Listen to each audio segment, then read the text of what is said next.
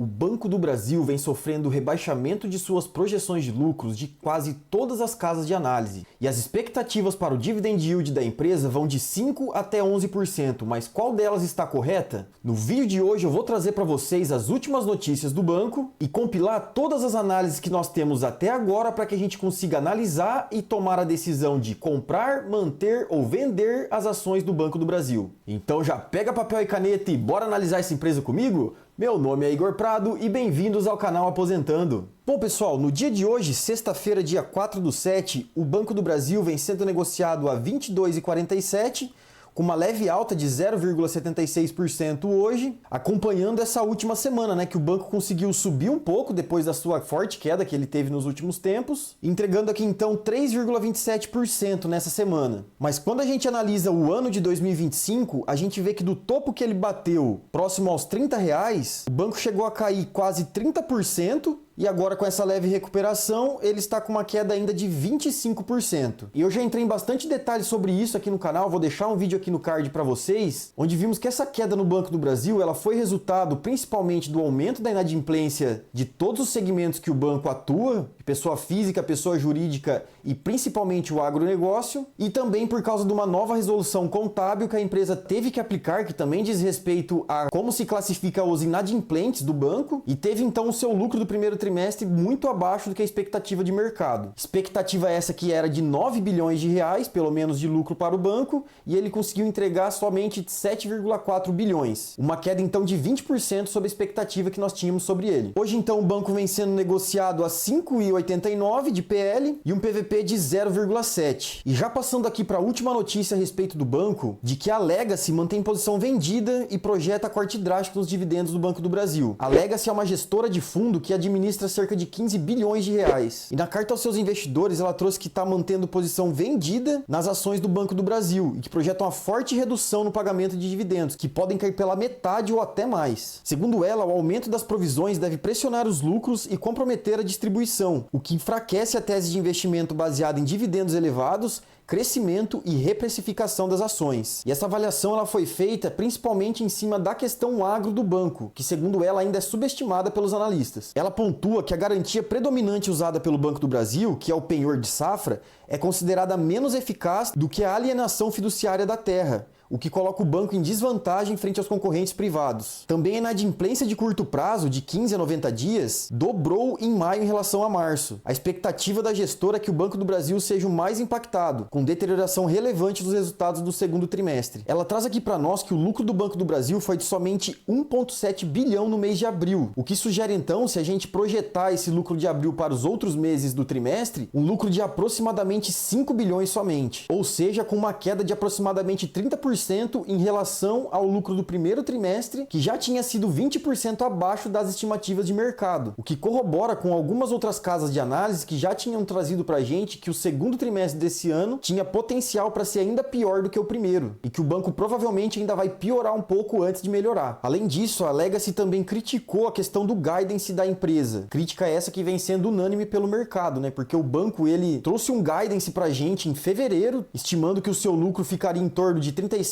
a 41 bilhões, e no mês de maio nos trouxe o resultado do primeiro trimestre com essa queda de 20% nos resultados. Ou seja, a confiança que a gente detinha na administração do Banco do Brasil nos últimos anos, que conseguia entregar aquilo que ele prometia no seu guidance, nós não estamos mais conseguindo ter, porque é impossível que eles não soubessem dessa magnitude de descasamento entre o guidance e o resultado que ela entregaria em fevereiro já, porque era metade do trimestre naquele momento. Então é impossível que esse resultado ruim ele veio a partir da metade de fevereiro para frente somente, o que faz com que a gente fique com o pé atrás agora em relação à administração e com o guidance que ela vai vir a fornecer novamente, junto com os resultados do segundo trimestre, que vão ser divulgados ainda no mês de agosto. Bom, e junto então com essa notícia da Legacy, eu montei essa planilha aqui para vocês, onde eu compilei todos os lucros estimados por diversas casas de análise do nosso país e também de algumas agências agências de bancos internacionais, mas que também atuam aqui no Brasil, para que a gente conseguisse enxergar todas as projeções que a gente tem dessas casas e fazer algumas conjecturas aqui para a gente entender se o preço de hoje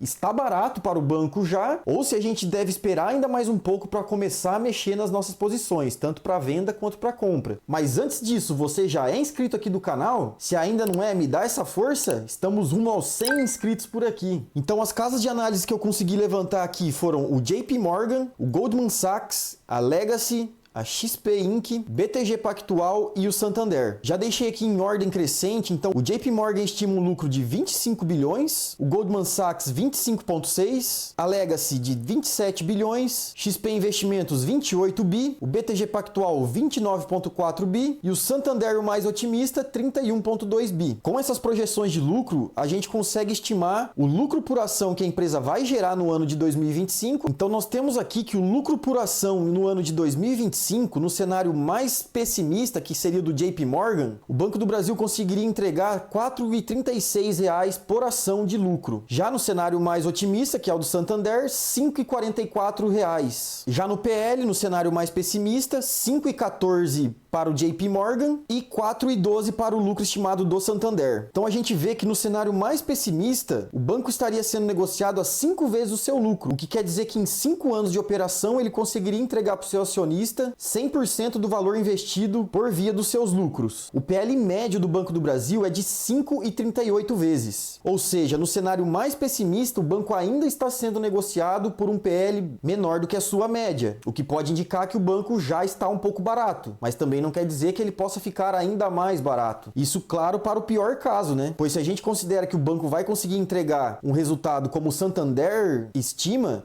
a gente vê que o banco já está muito descontado em relação à sua média de PL. Nessa parte da tabela eu lancei uma projeção de dividendo por ação, isso considerando 30%, 35%, 40% e 45% de payout. O banco trouxe no seu guidance que o payout para o ano de 2025 seria entre 40% e 45%. Porém, como o banco vem passando por dificuldades, é muito provável que esse payout diminua. E já tem casa de análise, por exemplo, o Itaú, que já dá como certo que o banco vai pagar 30% de payout somente nesse ano. Então eu coloquei as 4 faixas aqui para a gente ter uma noção de todos os payouts em todos os cenários otimistas e pessimistas. Então, pegando os dois extremos, a gente vê que o banco poderia pagar 1,31 por ação, com 30% de payout e com o lucro mais pessimista. E 2,45 por ação se ele entregasse o lucro mais otimista, com o payout de 45%. O que eu acho razoável para a gente estar olhando aqui? Seria o meio termo, porque o mercado ele é conhecido por extrapolar as coisas. Então, quando o banco está dando lucro, ele é o melhor banco do mundo e vai continuar dando esse lucro absurdo para o resto da sua vida. E quando o banco tem uma baixa na sua lucratividade, eles também extrapolam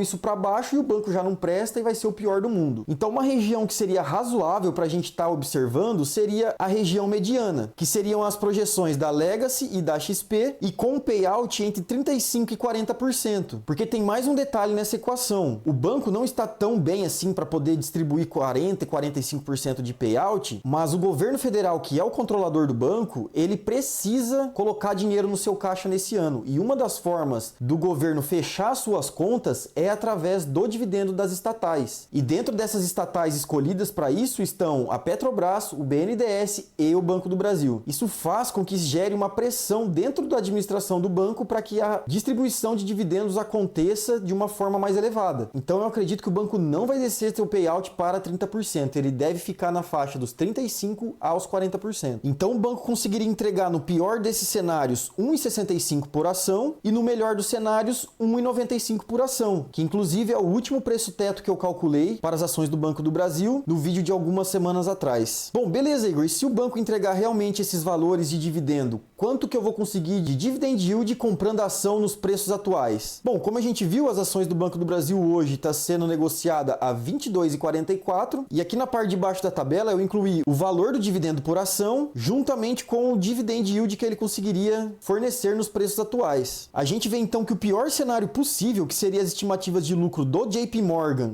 e uma distribuição de 30%, ainda assim nos gerariam 5,8% de dividend yield, o que estaria muito próximo da base que a gente tem para a estratégia de preço-teto do Bazin, que pede que a gente compre empresas que paguem no mínimo 6% de dividend yield. Ou seja, no pior dos piores casos, o Banco do Brasil ainda estaria entregando 5,8% de dividend yield nos preços de hoje, o que para mim não é ruim. E no melhor dos casos, que seria a projeção de lucros do Santander, e com 45% de payout, o banco conseguiria entregar 10,9% de dividend yield neste ano. Ou seja, se as casas de análise estiverem a maioria erradas e o banco conseguir entregar um lucro consistente nesse ano, nesses preços atuais ele ainda conseguiria entregar 11% de dividend yield, o que seria muito próximo ao que ele entregou no ano passado, né? Mas como eu disse para vocês, eu gosto de ser razoável e ficar no meio termo, para a gente não extrapolar nem para cima nem para baixo. Então, pegando essa região mediana, igual a gente selecionou ali em cima, nós ficaríamos então com dividend yield entre 7,35, 7,62, 8,40 e 8,71, que seria um dividendo por ação entre 1,65 e 1,95, o que na minha concepção já é um dividendo muito satisfatório. Bom, a gente pode ver então que não há um consenso entre as casas de análise, o que confirma a incerteza sobre os resultados do banco. Isso é ruim por um lado, mas pelo outro, são nesses momentos de incerteza que a gente consegue comprar boas empresas por bons preços. Isso, claro, com visão de longo prazo, porque os resultados do banco podem até decepcionar nesse ano e talvez também no próximo. Mas olhando para o futuro, se a gente faz essas compras com dividend yield mínimo de 6, 7%, o que já não é ruim, já que é o mínimo que a gente busca via a fórmula de preço-teto do Bazin, quando o lucro do banco retomar o seu crescimento, essas ações que você comprou nos preços de hoje vão conseguir te entregar um dividend yield on cost de 9, 10, 12%. Então tenha paciência, continue na estratégia e continue comprando se ainda tiver espaço dentro do seu asset allocation. Pois, por exemplo, eu, nesse momento, não estou comprando, porque as ações do Banco do Brasil na minha carteira já representam uma posição muito grande e, sendo assim, eu preciso ter um pouco mais de cuidado para poder aumentar essa posição. Mas como eu venho comprando as outras ações da carteira nesse momento de incerteza do banco, dentro de 2 a 3 meses, com certeza o meu Asset Allocation vai pedir para que eu compre mais ações do banco. E eu vou comprar, porque no preço de hoje, me entregando um mínimo de 6% de dividend yield, para mim é interessante. E para você, seria interessante o dividend yield mínimo desse? Já deixa aqui nos comentários. Bom, o Banco do Brasil nos decepcionou um pouco em 2025, mas a BB Seguridade, que é o braço de seguros do Banco do Brasil, não decepcionou e muito pelo contrário. Manteve seus lucros altos no primeiro trimestre e pelos dividendos anunciados nessa semana, as projeções é que a BB Seguridade lucre ainda mais no segundo tri de 2025. Então vou estar deixando aqui no card um vídeo para vocês assistirem em que eu faço uma comparação entre BB Seguridade e Caixa Seguridade, para ajudar você a escolher a melhor para sua carteira. E se você chegou até aqui, já deixa um joinha, se inscreve aqui no canal, para que você apoie o nosso trabalho e não perca mais nenhum conteúdo que está por vir. Eu fico por aqui, até o próximo vídeo e valeu!